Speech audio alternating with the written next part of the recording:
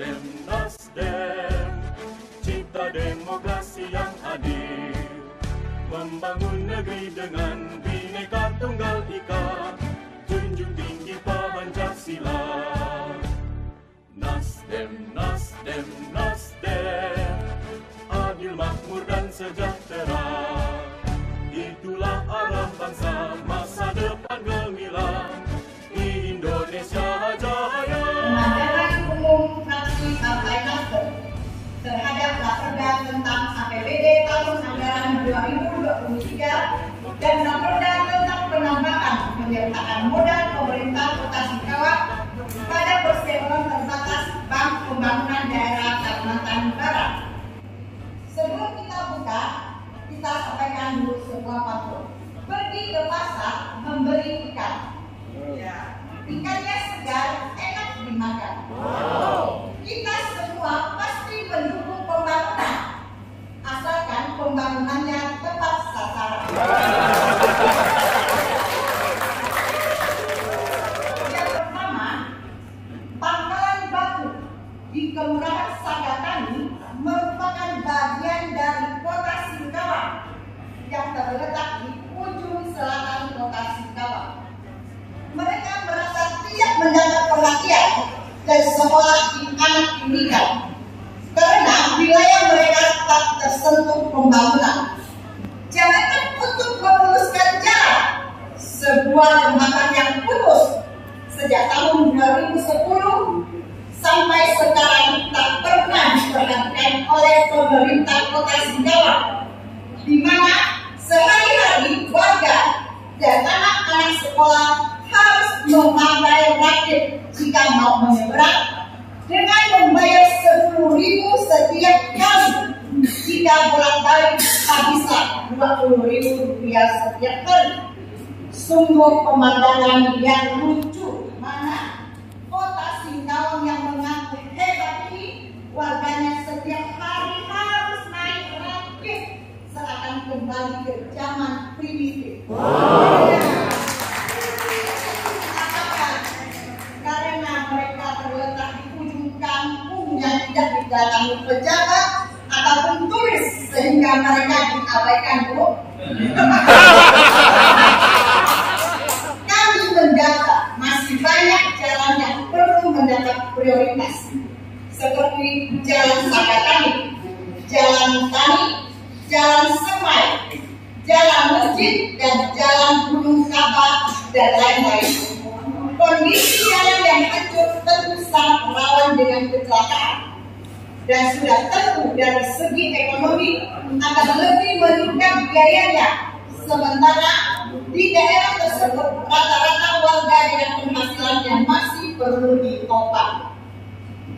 Ketiga, kami menerima laporan masih banyak daerah yang belum mendapat penerangan jalan. Sementara masyarakat setiap bulannya telah ditarik pajaknya melalui pembayaran rekening listrik. Sebagai contoh, di Kelurahan Sagatani, di wilayah Satpol RT 1, 2 pekan lalu saya di sana, tiang listrik pun belum dipasang. Jadi sangat logis kalau masyarakat yang belum mendapat sentuhan pembangunan dari pemerintah sama sekali, sedangkan di kota sudahlah jalannya bagus, diperhalus lagi, diperlebar lagi, dipasang lampu, terang benderang, gelap gelip, warna-warni gelap. Sedangkan Sagatani jalannya hancur lebur, penerangan jalan tidak ada, bahkan di wilayah Satpol RT 1 Sagatani tiang listrik pun tidak ada. Jadi sangat logis kalau masyarakat memiliki penilaian yang negatif terhadap pemerintah Kota Singkawang, karena jalan yang seharusnya mendapat prioritas tidak mereka rasakan. Sementara jalan yang ada perkebunan yang dilewati truk-truk pengangkut sawit justru mendapat perhatian. Bahkan kami sering mendengar waktu kunjungan dinas ke daerah, pemerintah Kota Singkawang dinilai tidak adil terhadap warganya sendiri. Pembangunan yang tidak merata, pembangunan yang tidak tidak tepat sasaran. Banyak hal tak penting dibangun, sedangkan masalah yang penting diabaikan. Fraksi Nasdem tidak menginginkan pemimpin yang hanya pro kepada golongan tertentu saja. Kita meminta pembangunan harus lebih merata dan berkeadilan yang disesuaikan kebutuhan dan pemanfaatannya oleh masyarakat banyak. Jangan ada alasan pemerintah tidak tahu masalah di Pangkalan Batu ini. Karena Ketua RT 03 selalu mengusulkan dalam musrenbang sejak tahun 2010, tetapi hasilnya hanyalah angin lalu.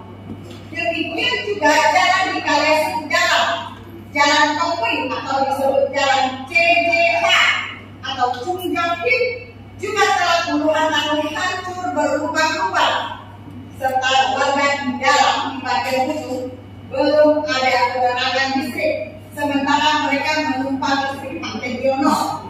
Kami menekankan perhatian untuk diprioritaskan supaya pembangunan yang dilaksanakan pemerintah menjadi tepat guna dan tepat sasaran, bukan justru diarahkan untuk memperpindah yang seharusnya belum perlu. Komisi 3 telah turun ke lapangan meninjau langsung pengerjaan pabrik sepanjang Sabibir yang mendapat keluhan warga. Karena mereka beranggapan untuk sementara ini cukup dengan normalisasi.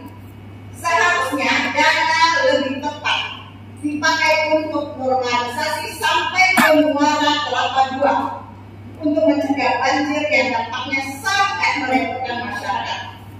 Di samping itu, Parit Sabibir menjadi paling penting sebagai tempat lalu lintas air sampai ke tempat pembuangannya. Sementara sekarang rencananya ditutup, tetapi normalisasi tidak dilakukan.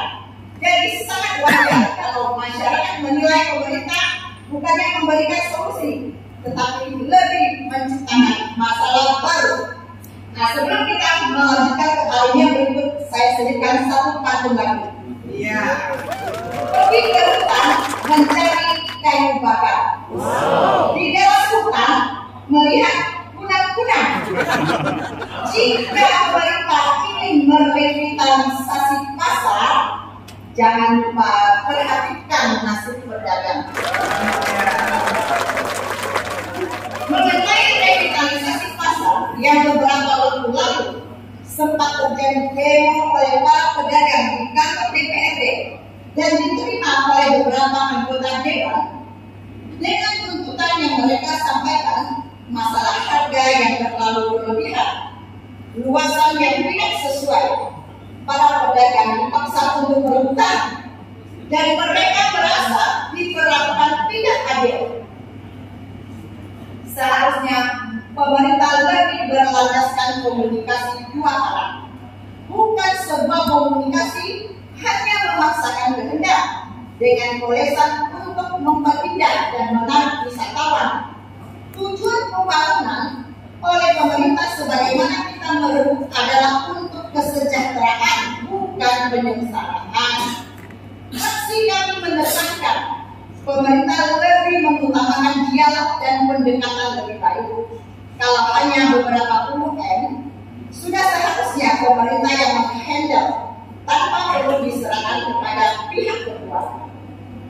Pemerintah juga perlu memahami kondisi ekonomi sekarang dan kedepannya akan semakin sulit dan bahkan resesi sudah di depan mata.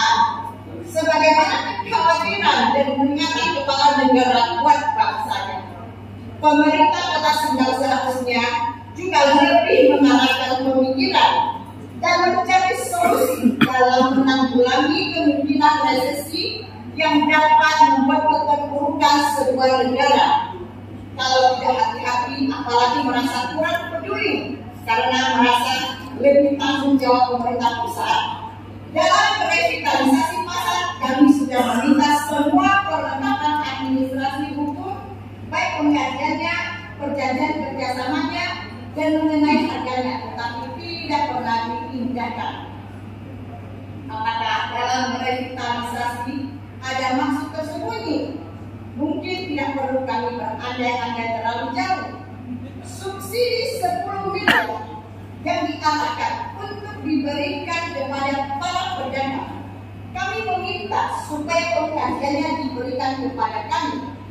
Dari sisi hukum tentu semua perlu dikaji, karena nominal yang dianggarkan cukup besar. Pemerintah mampu memberikan subsidi, berarti dari segi kemampuan keuangan daerah tergolong mampu. Nah, kita lanjutkan dengan sebuah pantun ketiga.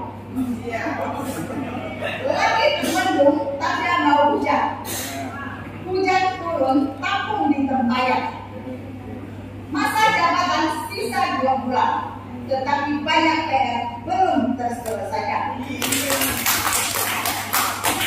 Daerah-daerah yang telah terjadi banjir di seluruh kecamatan di Singkawang, kami merasa sangat perlu mengingatkan wali kota dengan sisa waktunya 2 bulan supaya lebih concern memperhatikan warganya dan memikirkan solusinya untuk mengatasi masalah banjir.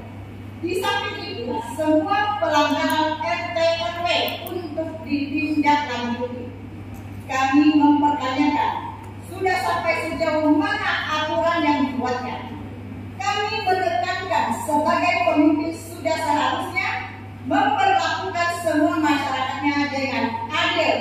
Demikianlah pemandangan umum fraksi Partai Nasdem terhadap 2 raperda ini yang kami sampaikan.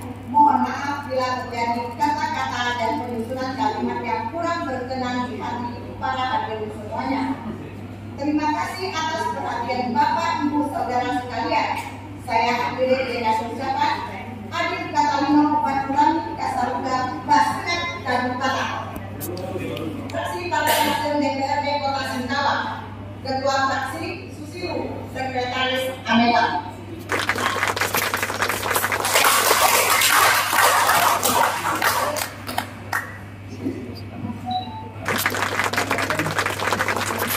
Thank you.